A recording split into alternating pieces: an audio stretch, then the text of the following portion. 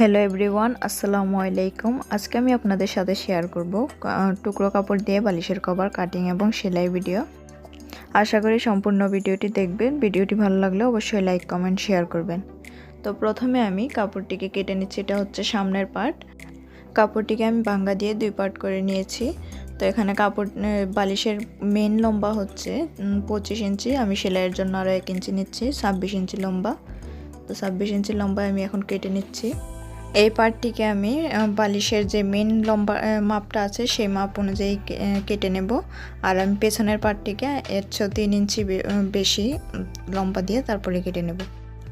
এই কাপড়টির পাশ আমি 9 ইঞ্চি পাশ বরাবর দিয়ে তারপরে কেটে নিয়েছি। তো এখন আমি পেছনের পার্টটিকে কেটে নেব। সেই জন্য আমি আরেকটি কাপড় 2 ভাঙ্গা দিয়ে নিয়েছি।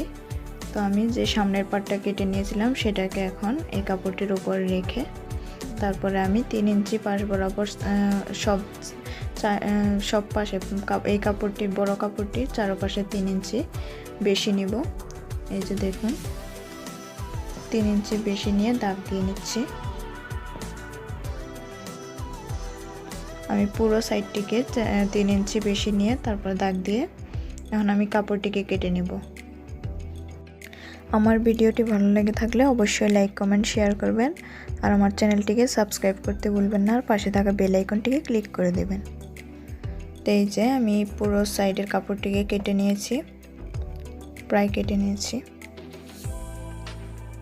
এই যে এখন আমি উপরের দিকের কাপড়টাকেও কেটে নিচ্ছি।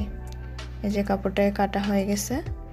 তো এখন আমি প্রথমে বড় কাপড়টিকে মেলে নিচ্ছি। এটা আমি উল্টোভাবে মেলে নিয়েছি। তো এখন আমি ছোটো কাপড়টিকে যে সামনের পার্টের কাপড়টি কেটেছিলাম সেটাকে আমি এটার উপরে রেখে, এটা আমি বাও দিকে মেলে নিয়েছিলাম, তো এটার উপরে রেখে দেখুন আমি এইভাবে ভাঙ্গা দিব। তো সাইডে আমি 3 ইঞ্চি নিয়েছি কাপড়, আপনারা চাইলে আরও বেশিও নিতে পারেন। তো আমার এখানে কাপড়ের পরিমাণ কম, তাই আমি 3 ইঞ্চি নিয়েছি। তো এই যে এইভাবে আমি সেলাই করব। তো এটা হচ্ছে উপরের সাইড আর এই সাইড হচ্ছে নিচের সাইড।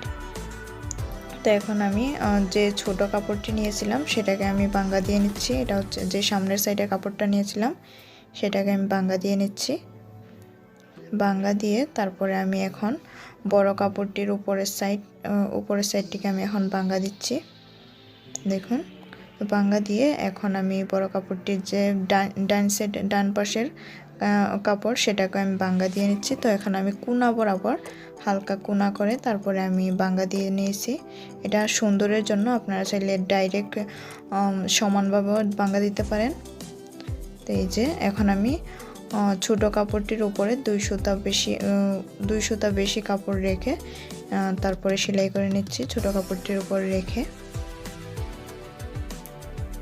তো আপনারা একটু ভালো করে দেখলে বুঝতে পারবেন আমি কিভাবে সেলাই করছি। তো আমি সেমভাবে চারপাশটিকে আমি সেলাই করব। তো এই যে এখানে হচ্ছে নিচের সাইডটাকে আমি সেমভাবে ভাঙ্গা দিয়ে তারপরে সেলাই করে নিচ্ছি। আপনারা একটু মনোযোগ সহকারে দেখলেই বুঝতে পারবেন আমি কিভাবে সেলাই করছি। তো আমি এই সাইডটাকেও সেমভাবে একটু কোনা করে তারপরে ভাঙ্গা দিয়ে সেলাই করে নিচ্ছি। এই যে এই কোনার দিক দিয়ে আবার সেলাই করতে হবে। এই যে পুরোপুরি আমি এখন আরেকটা পাশও আমি সেমভাবেই ভাঙ্গা দিয়ে সেলাই করে নিয়েছি।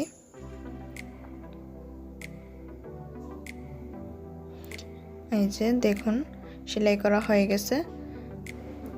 তো এখন আমি যে কাপড়ের উপরের সাইডটা সেটাকেও ভাঙ্গা দিচ্ছি, কিন্তু ভাঙ্গা দিয়ে আমি এখন এটাকে সেলাই করে নেব। এই কাপড়টির উপরে রেখে সেলাই করব না, আমি কাপড়টি যতটুকু আছে ঠিক বরাবর এই কাপড়টির বরাবর রেখে তারপরে আমি সেলাই করব, কিন্তু সামনের সাইডের কাপড়টার উপরে রেখে তারপরে সেলাই করব না আমি, কারণ এটা হচ্ছে বালিশ যে ঢোকাবো সেটার মেন মাপ, মেন দিক। তো দেখুন আপনারা একটু মনোযোগ সহকারে দেখলে বুঝতে পারবেন আমি কিভাবে সেলাই করেছি। এই যে আমার বালিশটা সেলাই করা হয়ে গেছে। এটা হচ্ছে সবচেয়ে সহজ নিয়ম, আপনারা যে কোনো সাইজের বালিশ এভাবে সেলাই করতে পারবেন। এই যে ফাইনাল লুক দেখুন। আশা করি ভিডিওটা ভালো লেগেছে। ভিডিওটি ভালো লাগলে অবশ্যই লাইক কমেন্ট শেয়ার করবেন আর আমার চ্যানেলটিকে সাবস্ক্রাইব করতে ভুলবেন না।